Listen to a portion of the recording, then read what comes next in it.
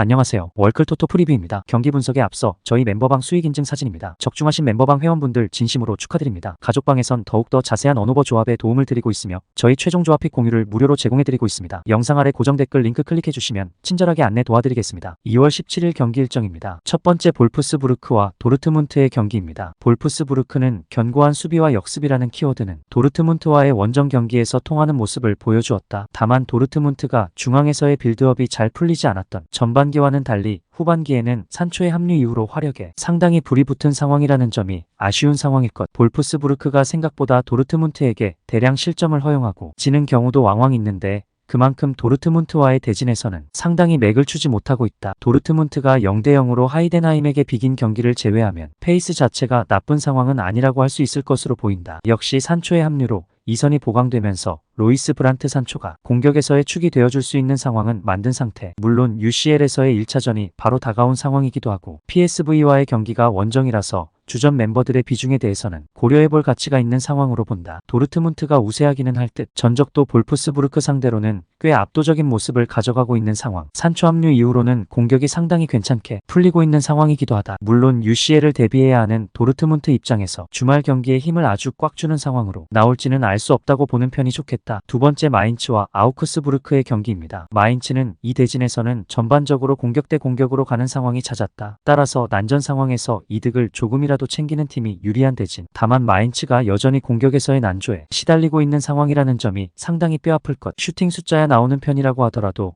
골문을 족족 빗나가니 마인츠의 빈공이 단시간 내에 나아질 가능성은 상당히 요원해 보이는 것이 사실이다. 아우크스부르크가 수비적으로는 안정감이 떨어지는 편이라서 의적 기질을 가진 것은 사실. 다만 이 기질에 영향을 주는 수비적인 불안은 마인츠의 현재의 빈공 성향을 생각한다면 부담이 조금 줄어들 여지가 있어 보인다. 오히려 올 시즌에는 원정에서 11위 이하의 팀을 상대로는 지지 않는 등 강점을 나름 보여주고 있는 면모도 있는 상황이다. 아우크스부르크가 이길 가능성이 높다고 본다. 이 두 팀의 대결은 득점력에서 우위를 가진 팀이 그대로 경기를 가져가는 경우가 많았다. 다만 마인츠의 현재 공격력이 떨어질 대로 떨어진 상황. 아우크스부르크가 약점인 수비에 대한 부담을 조금 내려놓을 수 있는 상황이다. 아우크스부르크가 원정에서 의외로 중하위권 팀을 상대로는 잘 안 지기도 했다. 세 번째 호펜하임과 우니온 베를린의 경기입니다. 호펜하임은 최근에는 수비적으로 난조가 심한 상황. 중앙에서 공을 굴릴 줄 아는 자원이 많은 팀이기는 하나 2선과 1선에 6명을 투자하는 등 극단적으로도 보이는 공격적인 포메이션이 결국 호펜하임의 밸런스를 어느 정도 해치고 있다고 할 수 있을 것. 특히 우니온이 최근 중앙에서의 힘으로 수비를 잘 해내고 있다는 점은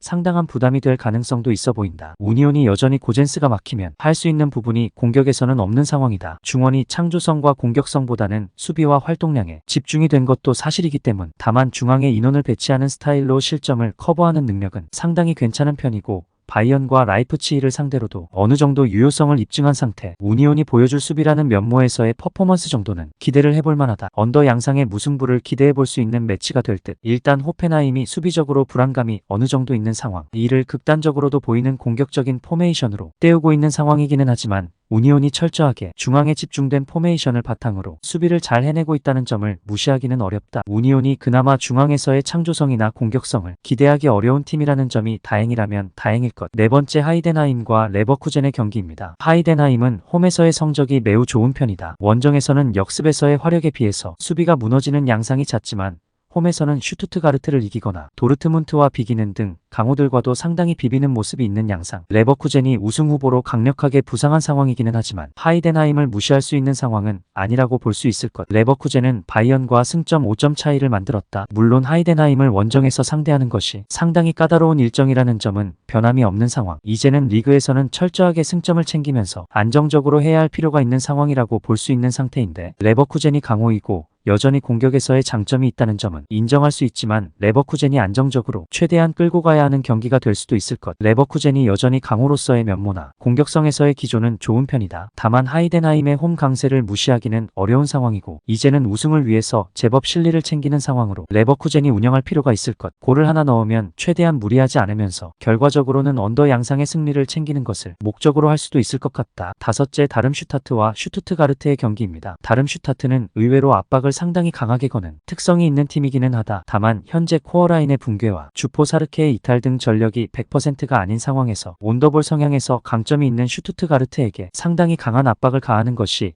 유효한 선택이라고 보기는 어렵다고 보는 것이 옳을 듯. 상대 핵심 수비가 둘이 빠진다는 점을 생각해야 하나. 결국 슈투트가르트의 공세 대응이 문제. 슈투트가르트는 자가두의 시즌 아웃과 함께 올 시즌 자가두의 폼 상승까지 이끌었다는 평가를 듣는 뉘벨도 3월 초까지 부상으로 빠지게 된다. 다만 기라시가 있으면 팀적인 결정력은 올라가는 편이고 피리이가 온더볼 상황에서의 강점을 충분히 보여줄 수 있는 자원이라는 점을 생각해볼 필요는 있을 것. 한 골 정도의 타격을 받는다고 하더라도 화력으로 상대를 눌러버린다는 플랜은 현재 전력으로도 가능하다. 슈투트가르트가 별다른 어려움이 있다고 보기는 어렵다. 뉘벨과 자가두의 동반 이탈이야. 조금 뼈아플 수 있어도 상대 다름슈타트의 전력도 망가진 상황이라고 볼 수 있는 상황. 피리이와 기라시가 있는 상황에서 다름슈타트를 공략하지 못할 이유는 없어 보이는 것이 사실이다. 핸디캡을 걸어도 슈투트가르트가 유리한 상황으로 보는 것이 옳을 듯. 추천 배팅 드립니다. 가족방 입장은 고정 댓글 확인하시고 문의 주시면 실시간으로 무료 조합픽 받아보실 수 있으십니다. 오늘도 유익하셨다면 구독과 좋아요 부탁드립니다. 다음 분석 영상으로 또 뵙겠습니다. 시청해주셔서 감사합니다.